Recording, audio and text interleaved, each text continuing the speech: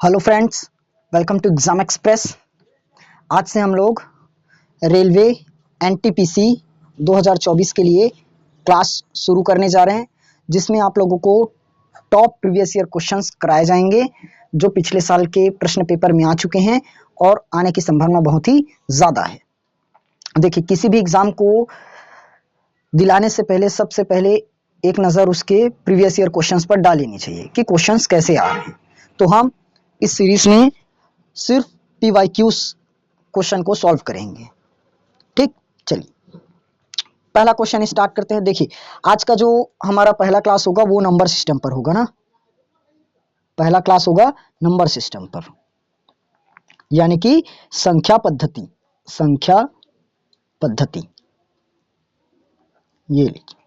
संख्या पद्धति से जितने भी इंपॉर्टेंट क्वेश्चंस बन सकते हैं हमने प्रीवियस ईयर में से उन्हीं क्वेश्चंस को कराए हैं, तो इस क्लास को आप लोग पूरा देखिएगा। चलिए, पहला क्वेश्चन आप लोगों का बोला है 0.23 का बार एक खाली स्थान है। तो देखिए 0.23 को हम क्या चेंज कर सकते हैं, 0.23 इसके ऊपर बार है तो बार का मतलब जानते हैं 2 बार 9 और ऊपर में लिख देंगे 23, यानी कि हमारा आंसर क्या है 23/99।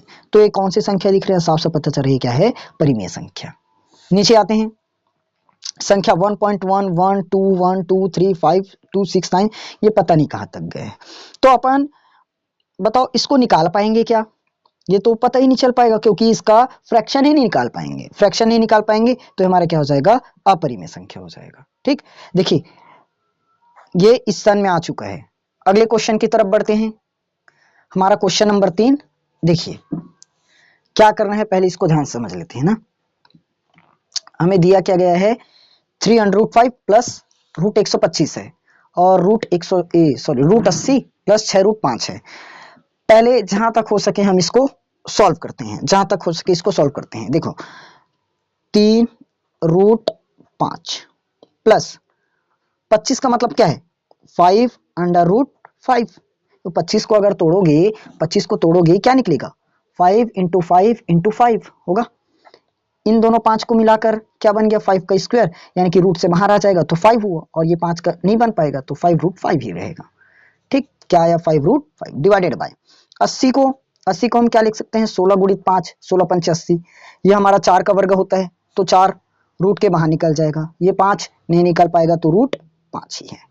एकदम सही बात बोले, एकदम सही बात। चलिए थोड़ा सा आगे बढ़ने की कोशिश करते हैं और आगे का इसका प्रोसेस जानते हैं। देखिए क्या होगा, यहाँ से प्लस में हमारे पास क्या है 6√5, क्या है 6√5।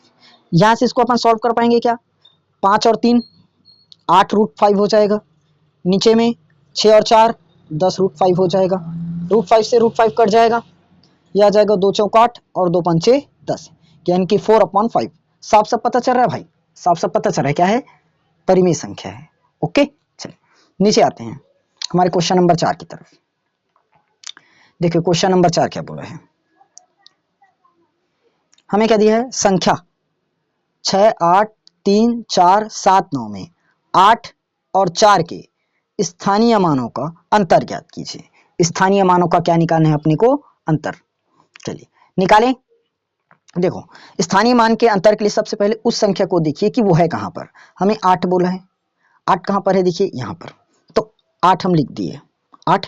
उसके बाद कितना अंक है, 1, 2, 3, 4।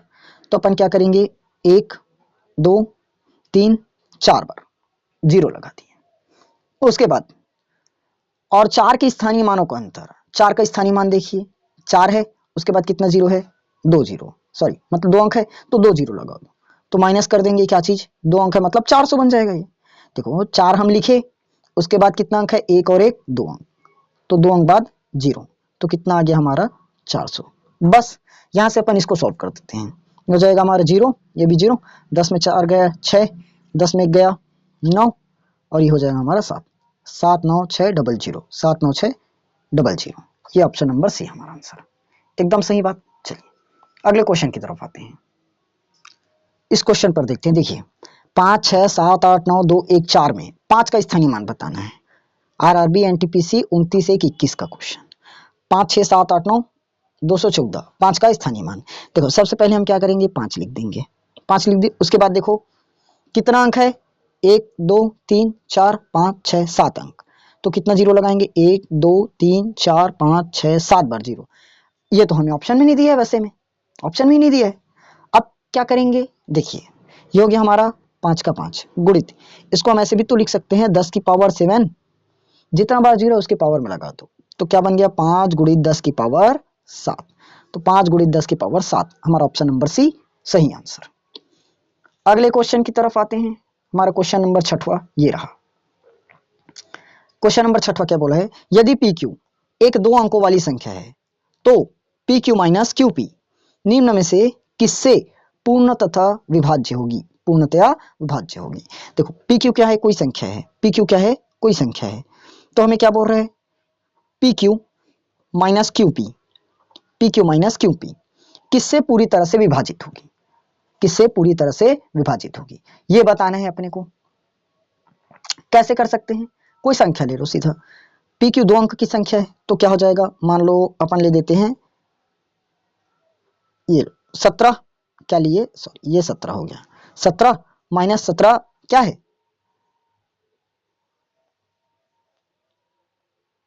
17, कोई भी अभाज्य संख्या, सॉरी यहाँ पर क्वेश्चन थोड़ा सा मिस्टेक लग रहा है जी, नहीं चलिए मैं सोच रहा था इसको अभाज्य दिए होंगे, चलो कोई बात नहीं। देखो P Q minus Q P 17 ले लिए, इधर क्या बन जाएगा हमारा 71, पलटना है ना, P Q minus Q P, तो पी की जगह 1 लिए, क्यू की जगह 7 लिए, पी की जगह हमने क्या लिया 1 और क्यू की जगह क्या लिया 7, तो इसको पलटोगे 17 क्या हो जाएगा 71, अगर हम 71 में से 17 घटाए तो कितना मिलेगा 54, प्लस माइनस अभी नहीं देखना, देखोगे तब भी सही है, माइनस आएगा।